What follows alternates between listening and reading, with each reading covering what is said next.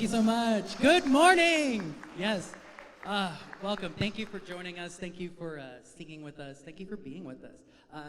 My name is JP Gurnett. I am Communications and Creative Director for BFF Omaha, like I was introduced. And we're going to get this party started because you might be wondering, who gave that guy that job? Give it up for Alex Jocham, co-founder, executive director of BFF. We're calling a panel up. We're NBA All-Stars. Up next to the panel, we have board member, fellow educator, all-around rock star, Shelby Otis.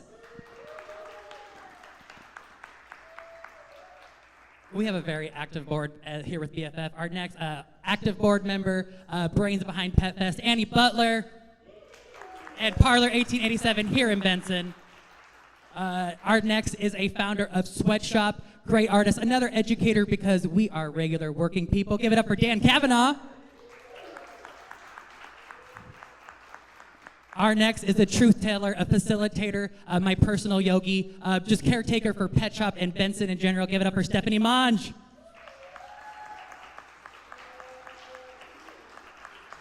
You might recognize our next panelist as Ziggy Quinn, founder of ZQ Productions, member of Queerniverse and all that good stuff. Give it up for Soraya Bogle. They are also a board member. Again, all our board members, they show up, they show out. And our last person, they win for traveling the farthest. They came all the way from the mountains of New Hampshire, co-founder of Sweatshop, muse to Benson, and all that love her. Give it up for Caitlin Little.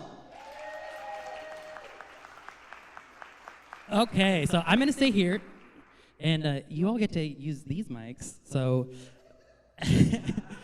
she traveled the farthest, and so good morning. Welcome, everybody. So I'm going to give everybody 30 seconds to just do a quick just intro again. Tell us, how'd you get involved with BFF, the year, and what you're doing now? So just anything you want to add. So who wants to start?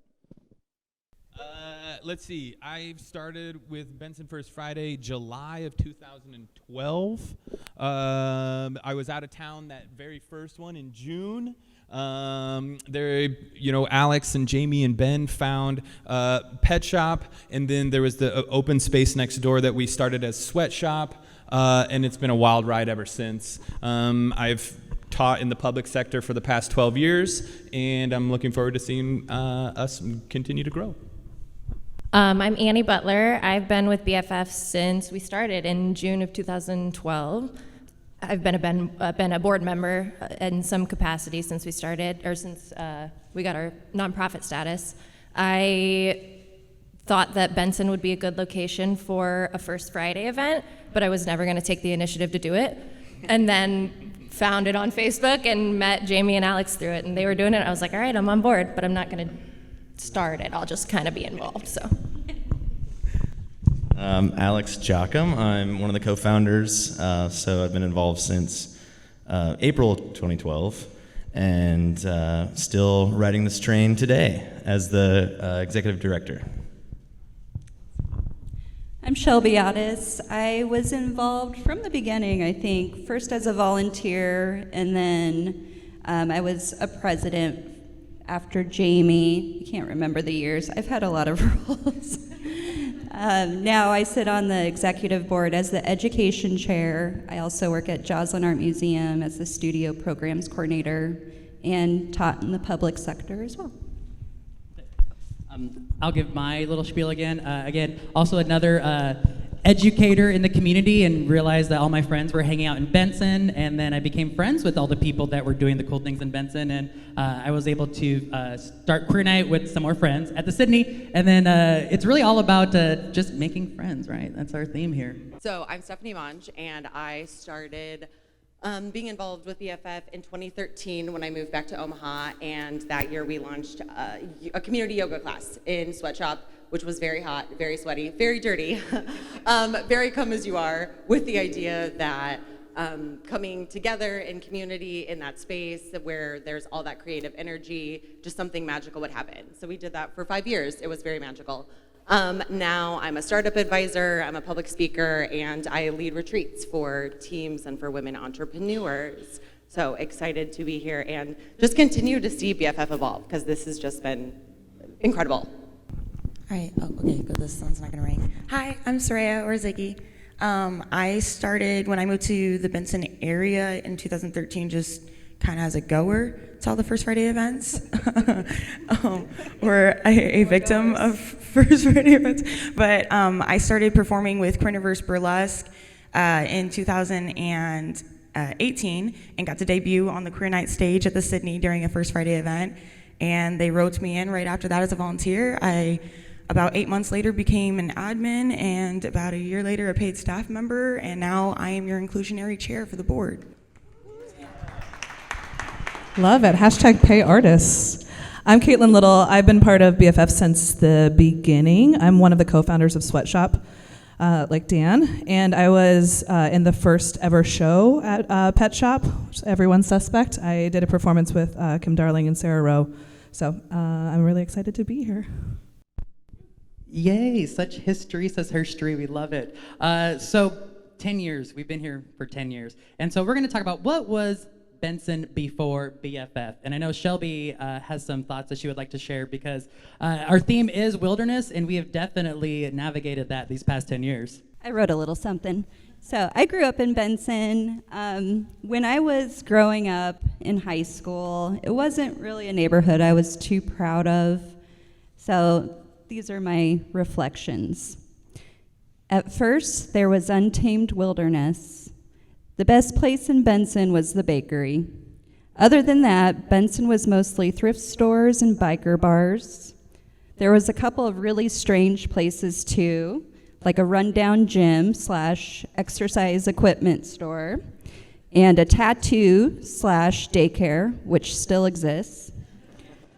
Who could forget Louie's with the Vegas sign and the strange smells, but full of local people with good stories.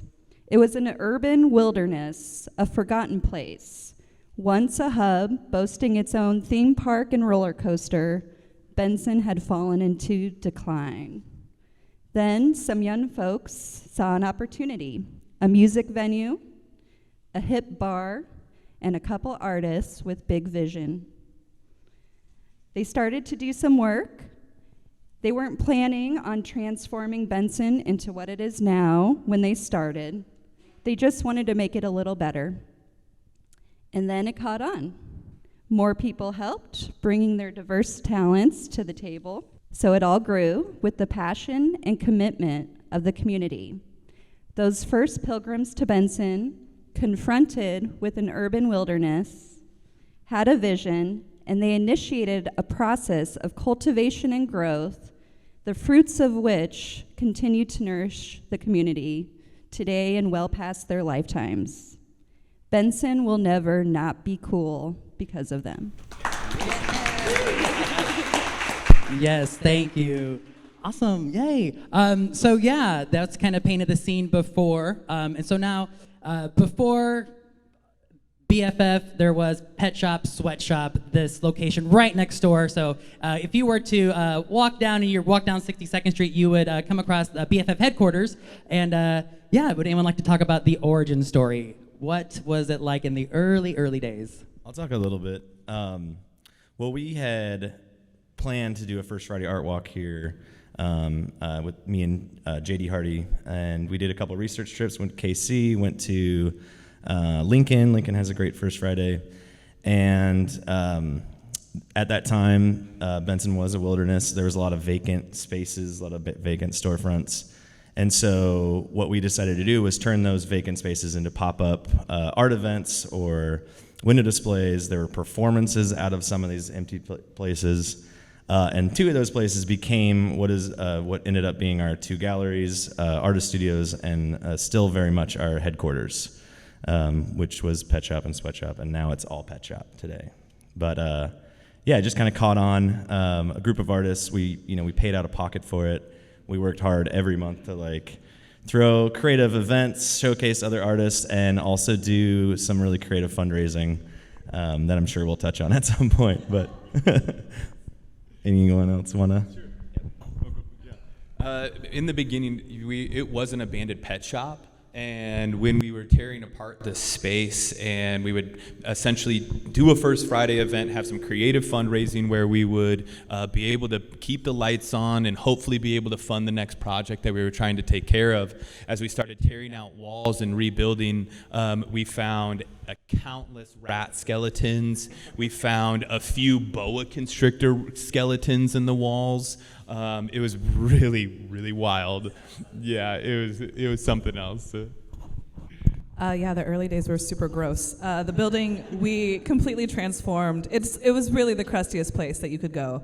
And it was hot, like really, really hot. There wasn't any air conditioning, and it smelled weird. And I know we keep talking about creative fundraising, so I want to talk about that because I feel like, the wilderness was that we turned Benson into the Wild Wild West while we were doing these creative fundraisings.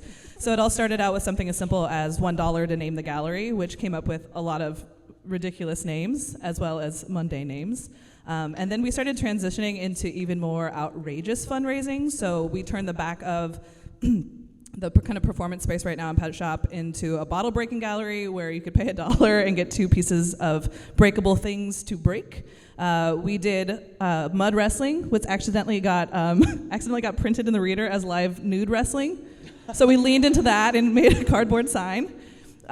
We've done spaghetti wrestling. We had live boxing, 30-second rounds where people got to hit each other. We had bull riding. Oh, electric bull riding with rodeo clown. We had the arm wrestling tournament, spaghetti wrestling, mud wrestling. You would think that artists aren't sports persons, but here we are doing all these sporting events and just raising so much money. So it was just very aggro for some reason. I don't know why. It was a lot, but it started getting people here. We started driving the traffic to Benson, which then started driving the traffic to these businesses, which became, completed the circle, the meme. And so it was really, really cool because as we were raising money, we were raising fans, and we were taking the spaces and DIY fixing them, replacing the floor, learning how to do electrical, tearing out ceilings. I don't know, none of you all ever went to HGTV school, right? We had to rebuild the entire electrical system inside of the gallery, rebuild walls because they were patchwork together from some of the old stables built back in so long ago. It was a fun, wild adventure. Yeah, and then we were also, having concerts, and I think what we haven't talked about is that the space was created for voices and people that weren't being heard. Back when this all started, there weren't spaces for emerging artists. There weren't spaces for DIY artists. There weren't spaces for underground artists. There was really no space between being in school and being like a professional artist, however you want to keep that. And we weren't having any of our larger arts institutions making space for those folks. So we decided to have this gallery space for people who weren't doing the normal things, who were doing DIY things, who were experimenting. And I think it's still a place where people are finding their voices, and I'm just really glad to be a part of it, and I'm glad it exists, and it really fills a hole in Omaha. And I just moved not too long ago, and I can't tell you how important it is to have these middle spaces, to have spaces to explore, to grow folks, to make space for people who maybe have the potential to do the arts or be involved in the arts, but can't break in because they're not in school and they're not in the professional world of the arts or in the arts administration world. So it's really, really important, and I can't tell you how lucky Omaha is to have this space, basically as an incubator to create more art and to create more people who are creative, who will then go on to be entrepreneurs, who are educators, who are culture makers in this area. So thanks, BFF. Yeah, I was going to just add to that. Definitely, for me, I came to Benson because it was that space where I could be myself. I'm born and raised in Omaha. I identify as a queer man, but I didn't feel that there was space for me. And when we founded Queer Night, Benson, Sydney was the natural home because First Friday was there, BFF was there, and I went to Creighton myself, and I saw a lot of people leaving Omaha. So there's people who thought, oh, well, Omaha isn't good enough. I need to go somewhere else. Where I realized, I'm like, actually, my peers up the street are doing this. Why am I not there? So to me, that really just reminded me of what community and family is, I always say BFF is Benson First Family. Here we are, on the beach. And since we're on the beach, we love beach games. Should we have our beach game? Should we get ready for that? Okay. We're gonna play a little word association game. Thanks to Shelby and Steph for just helping with this panel presentation. Because give them a round of applause. Because it takes a village here, everyone. And so Shelby generated these lists of words to do with wilderness, right? And so everybody's gonna get a word. I'm gonna give you some time to think of an anecdote from the 10 years of BFF, right? So just something fun that you could share based upon this random word you're gonna get. So I'm gonna give this to you. Go ahead and take one and pass it on. And we can share. I mean, like, we can do it together, so no one has to do it alone, okay? If there's anyone who wants to, be gung-ho and start, say your word, and because since BFF is 10 years old, there is way too much room to cover, so we're gonna see what stories we can get. Who wants to start? Okay, I will. This isn't exactly an antidote, but it's maybe just like a shout out. So my word is cunning, and I, for the last 15 years, have worked in startup ecosystems all over the world. I had not really been involved in the arts world so much until sort of 10 years ago when BFF came into my life, and Sweatshop and Pet Shop as a space. And for me, the thing that was so just like amazing and awe-inspiring coming into this community was like the realization, oh my gosh, these artists are all aspiring entrepreneurs, and like, holy crap, the amount of like work that it takes to convey the value of something that is so intangible, it just blew my mind. And so I just want to say, like, shout out to the cunning of all of the BFF crew and like the artists and the work that they do and they put into it, because there's so much that is involved that I think as someone who's not in the arts community, you just don't realize. So there's my shout out. Yeah. Thank you. So my word is untamed. I think for BFF, like what Caitlin was saying, like there's no rules. There's no, everywhere else in the world there are rules. There's, norms that we are supposed to follow. There's no rules for BFF, for the artist, which I think then, inspires younger artists, people who didn't know that they were artists, because I also, like Steph, like I don't consider myself an artist. I'm just involved here and appreciate it. But so there's kind of something for everybody, and there's no hierarchy, there's no class system, no one's above anybody else, and there's a voice for everybody.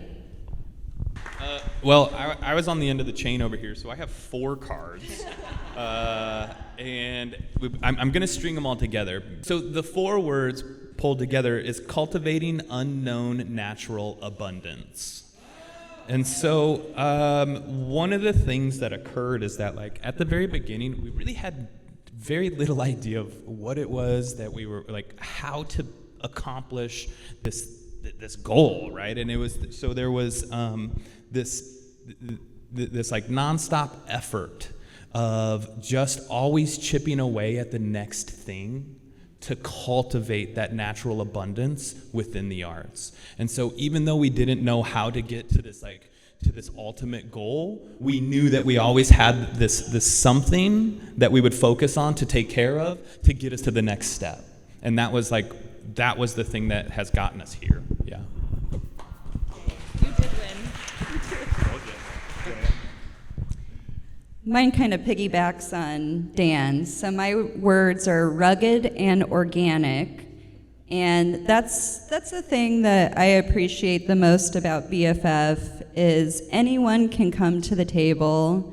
If they have an idea, you have a support system of awesome people that are going to help you realize that idea.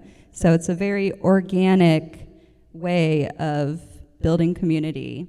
And it's been amazing over 10 years just seeing how much we can do with just an idea. For example, our Mamo Gallery was an idea from one of our interns. She had this brilliant idea of having a mobile gallery. We all put our heads together.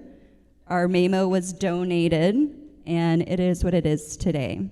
So starting with something very rugged and organically turning it into something beautiful.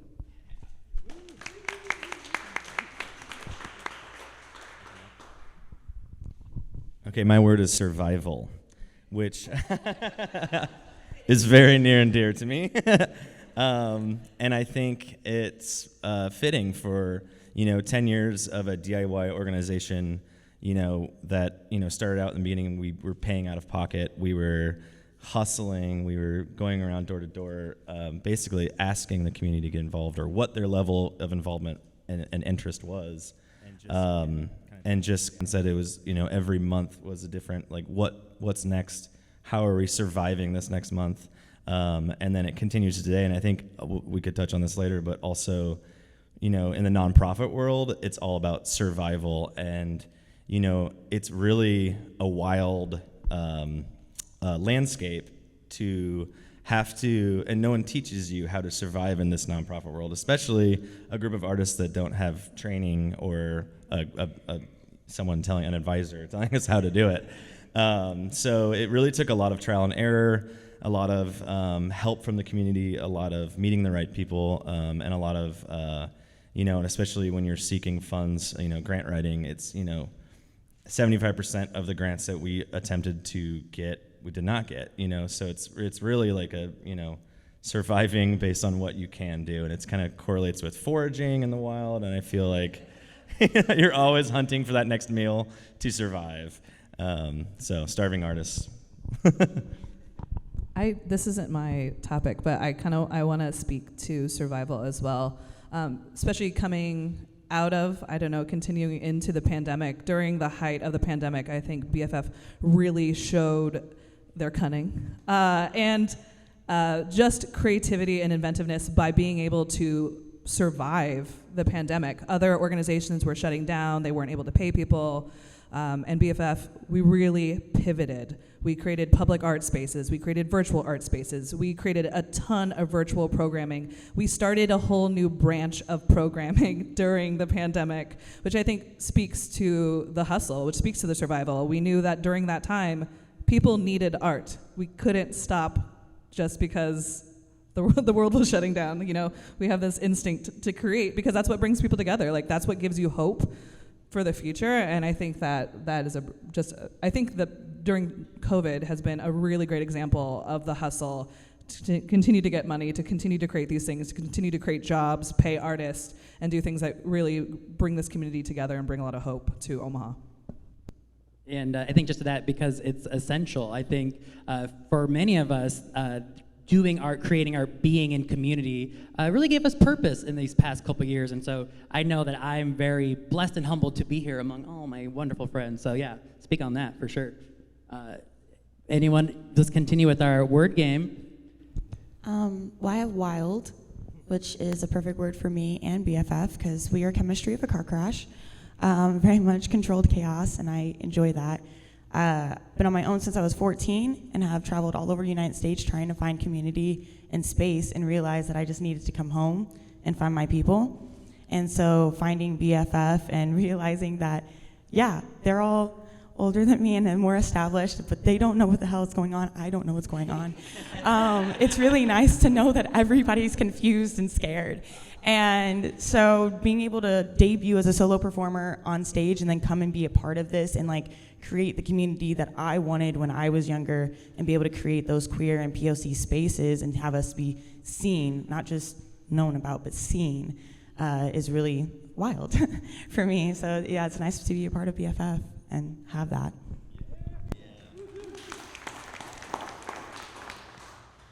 Use a microphone. I'm going to say my word because I have more things to say. I could just give a whole nother talk about BFF. I love it. My word's holistic, and I think it's important to think about BFF as a holistic organization. This is an organization that was started by artists, for artists, by community members, for the community. And I think since its inception has done a good job of bringing people in, from asking local businesses how they could be involved to create that symbiotic relationship, to drive businesses to them and for them to do things that would help us drive even more people here and to create this space that's safe for people, I think is really, really important. I also think that having artists and community members, making the space for artists and community members is really, really important. I've been part of BFF since the beginning, but I've also been vice president of the board. I've been the development director.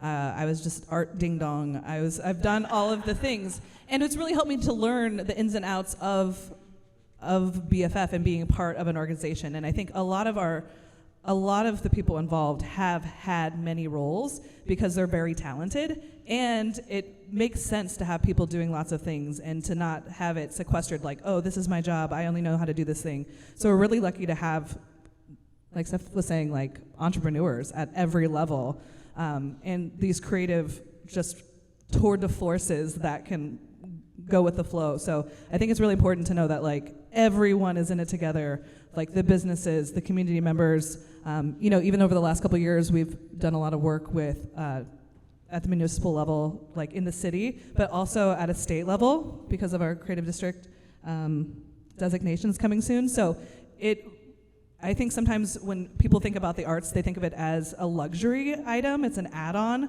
but it is so essential to the functioning of this neighborhood and to our personal practices. It's really a holistic thing, so thanks.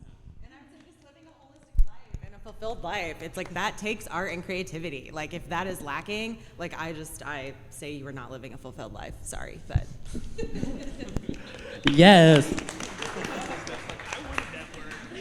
Okay, so my word that I had is unpredictable, because what I love most about BFF First Friday, the whole community, is that it's unpredictable, and I think I've really learned to just lean into the chaos. That was another one of our words, because when you are around people that you trust, right? In this community, you have to have trust, and you have to be vulnerable, right? Oh my God, we're so holistic. But I just think that it's really good that we're just taking the time to talk about this, everybody. So now we are 10 years later. So what surprises you the most out of our entire journey? A lot surprises me, but I think the biggest surprise and the biggest, I think, a positive note too, is that I'm surprised by the people that have stuck behind us for over 10 years. A lot of the local businesses, a lot of the people here, our supporters, our fans have been supporters for over 10 years. And I'm very surprised and humbled by that people are still, supporting us. We need it. I think what surprises me, so I've worked with like a lot of different nonprofits and kind of different art organizations around the United States, and we've paid so much of what we bring in to artists, like almost 50%, what was it, 64% of our, all of the money that we've gotten through donations and grants has paid artists. And I've worked for so many people that I don't even receive a check for shaking my butt on stage real quick or painting a painting. Like, it's amazing. I guess my biggest surprise is just our not only survival, but our thriving survival. Like, it's just blossomed into this incredible organization that continues to support artists and makes them feel heard and supported, and that, there was a few months in those first few years where it felt like the whole ship was sinking. But it was still a fun ship to be on. And yeah, so the thriving aspect, the point of where we are today, is the big surprise. Yeah. I just wanted to say I was looking back at our Facebook events from the beginning, and I just want to highlight like how we really didn't know how long, like where this was going. Like we were posting, I think it was like, the first Benson First Friday, and then it was like Benson First Friday 2.0, 3, 4. It was like, how, like, did we, we thought we were going to just be counting for 10 years, like. Yeah, what are we on now? We just finished First Friday 122, everyone. So Benson First Friday volume 122 just 120. dropped. Yeah, was 122nd? Yeah? I'm counting. Yeah, you're counting. 120. Wait, that was 122. Oh, 121. Well, yeah. Well, now. Yeah. Okay. Somebody check those sheets. I feel like I'm like not surprised, but surprised because I feel like everything we've ever done has been a surprise. Like, surprise, you're on CreativeMornings. Surprise, you have a semi-trailer now to turn into a gallery. Surprise, none of the technology works. So I feel like we're just really good at surprises. And I think that being surprised is like just really lovely all the time. And I'm not surprised that people are supporting us, and I'm not surprised that people have stuck around because it's an awesome organization and has been really supportive, and like I said, does a good job of bringing people in. So I'm surprised that I'm not surprised. I have one more surprise. Piggybacking on what Annie said, I do remember that first one we planned, and Jamie and I thought, okay, we'll just set it in motion, and then we're done. The neighborhood's going to continue this. It's just going to happen naturally. And on that first night, Jane of the old Jane's Health came up to me with her husband, and they were so excited. They were like, "This is great. I can't believe you're doing this for the community. What's happening next month?" And I didn't have an answer. I was like, "Oh crap, here we go." And we're still doing it. So thanks, Jane. Jane and Jim. I'll finish that off real quick. I always live by the motto, the best kind of prize is a surprise. Perfect.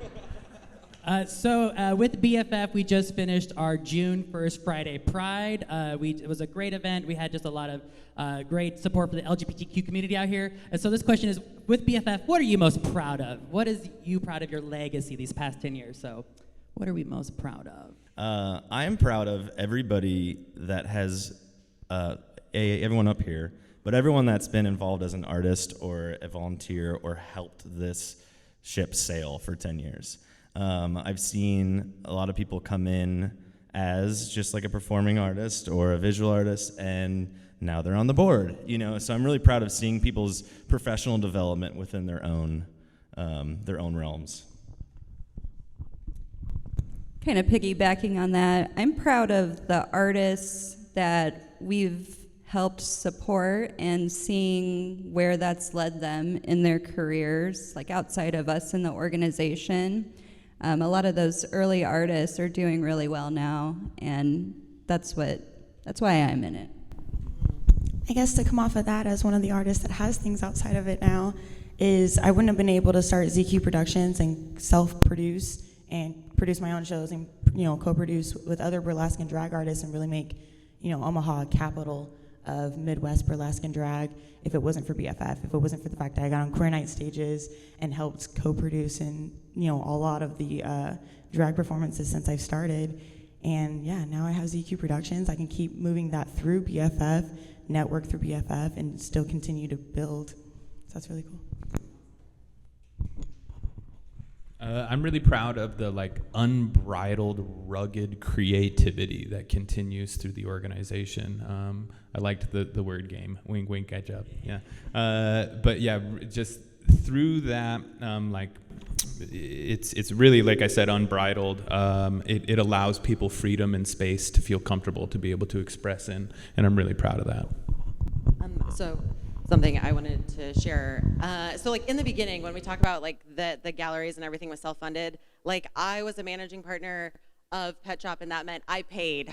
we paid in to say that we were managers, and then would see if we could fundraise with these DIY events. Pet Shop or Pet Fest, we launched the first Pet Fest, which felt okay, this is exciting. Maybe we can make this an annual recurring thing. So just seeing how sustainable things are now and seeing people get paid who are working for BFF and for the artists, that is just something that is exciting and just wonderful to see. And I'm super proud of you all, for being able to get to the sustainable place. So. Yeah, I would say as far as fun, like you were saying, we have no advisor. We don't know how to do nonprofit. No one teaches you. And we figured it out. I remember that first Omaha Gives. That was insane. Oh, yeah. I think we got 11,000 or something. We were like maybe we'll get 3. I don't know. What? People really support us, and rightfully so, but just very unexpected. I'm really proud of everyone in the organization, number one. Number two, the organization, how much it has grown and everyone's professional growth. It's sort of funny to me to think, thinking back from me taking literally the performance for the first show, we were like taking DNA samples. We were like cutting people's armpit hair, having people spit into bags. It's like the first thing I did for BFF. And then one of the last things was like receiving an award for being a nonprofit professional. So it's really, I mean, it's a rags to riches story. Without the riches, but I can afford a few more rags now. But being able to see BFF, kind of being this gritty, wild, wild west sort of community organization turning into a nonprofit organization, I think that is a community leader. Just won that award from the Chamber for like best business in the world in Omaha. Some sort of Mayor's Choice Award or something. But especially the last few years, I feel like we've like just been winning awards. Like we just need a trophy case. So I think it's really cool to see the organization being taken seriously as a professional organization and giving opportunities to all these folks and just being a beacon in this neighborhood and a beacon for the arts, I think, in all of Omaha. So proud of that. To that, I'm proud to be part of the organization. I'd say I came in as a public school teacher and was able to find an outlet for my creativity while still doing my day job, right? And then through my passion, I was able to make that transition to be full-time communications and creative director. So thanks, everyone. I'm really excited to continue doing this on behalf of all of us. So speaking of that, our next question is, what's next for BFF? Aside from all of you joining our Friends of BFF membership program, which there's information later, what is next for BFF? What do we think? If we're projecting the future, where are we going next? Rooftop pool. Well, we are in the final stages of being designated as a creative district in Benson, and BFF is at the helm of that, so that, I think, is going to be a next push that's going to take us to a whole nother level, among other things, for the community. And I'll plug something that I am working on with BFF for the future. So thinking about ways that we can increase like ownership through NFTs and other like digital assets for artists. This is something that's super new, and there are lots of opportunities for artists to continue to receive revenue from their pieces like as they're sold in the future, which is something that obviously right now isn't possible. That is a huge opportunity. But then thinking too about folks who are just interested in supporting artists and as a collector, or even nonprofits who are interested in thinking about ways they can leverage like NFTs or that world of Web3 for fundraising or community efforts. So I think August, Benson First Friday, we're launching some sort of like free education around NFTs, and then we'll have a series later in the year specifically for artists, for collectors, and also community nonprofits. So that's something really exciting. Love that. This is kind of speaking off of what Alex was talking about.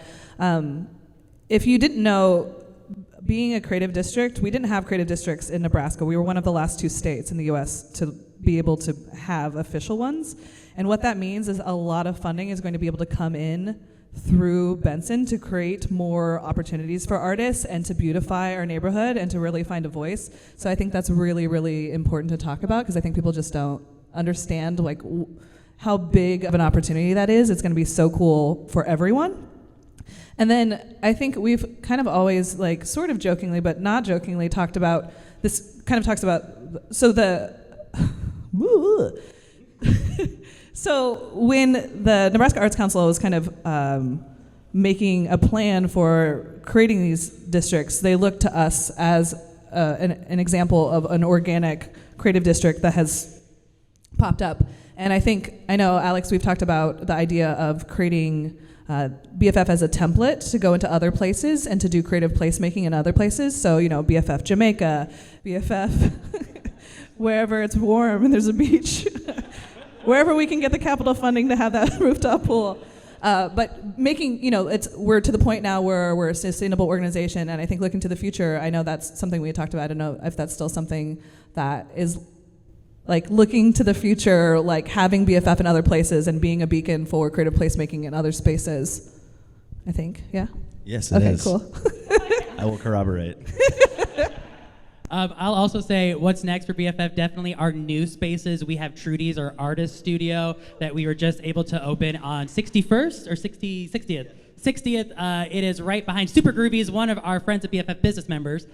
So there you can go. There's Landlocked Gallery, Dark Marble Studios, Guestwork Studio, Exarban Creative, did I say that? Just a lot of great stuff happening there. And our youth space, our teen line is housed out of there. We also have the BFF Gallery, which is across from the Sydney, 5901 Maple Street. That is our community curated gallery by Ange Bennett, who is also on our board, our vice president. We have our president, Linda, over here, and we just have all our friends and family here. So yeah, that's what's next. We are still in Benson. We are still digging deep and doing what we can here. Now our time is coming to a close. So our closing advice, what advice do we have for creatives and nonprofits who want to follow in the footsteps of their BFFs? Don't take yourself too seriously, or your organization. Take it one day at a time. Good things will happen. I would say work hard and work with pre-existing communities if you're doing community work.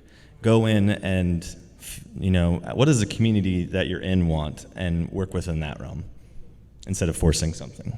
Yeah, I mean, definitely go with the flow, but also to make sure that everybody is heard, like proper communication, not too many bosses in one room. You are all the boss of yourself and the boss of your own activities and your ideas, and you just want to create that group to help you push that thought forward. So, I mean, there's no such thing as too much programming. You just need more hands. I would say just find your community of folks who will support you and believe in you, because there'll be plenty of people telling you you can't do that, which is great. That's fine, and that's their opinion. So just ensure that you surround yourself with the people who are telling you yes, we believe in you because you can do that. I would say yes to everything you can. I actually wasn't originally going to be part of this. I just happened to be having lunch when we went and saw the space. And they're like, do you want to be part of it? And I was like, okay. So making sure you're saying yes to everything, and when people say you can't do it anyway. And get all of your friends to do it, and do it bigger and better, and make it marketed better, and make a brand out of it, and make the haters hate. Yeah, my advice kind of follows in tow. If you don't know how to do it, that's fine. Keep trying to make it happen anyways. Yeah, just keep saying yes. Yeah. I have two things. One, nothing is too weird. And two, have someone who knows how to run technology. I take mine back. Also technology. Actually, just say no to anybody, but that does tech stuff. My advice would be to show up and do the work. I think all of us, we work so hard. We have such a good work ethic. So we had morning karaoke because I was like, you know what? Let's do it. Let's do it right. And I think that's just if you want to have success, you gotta work for it.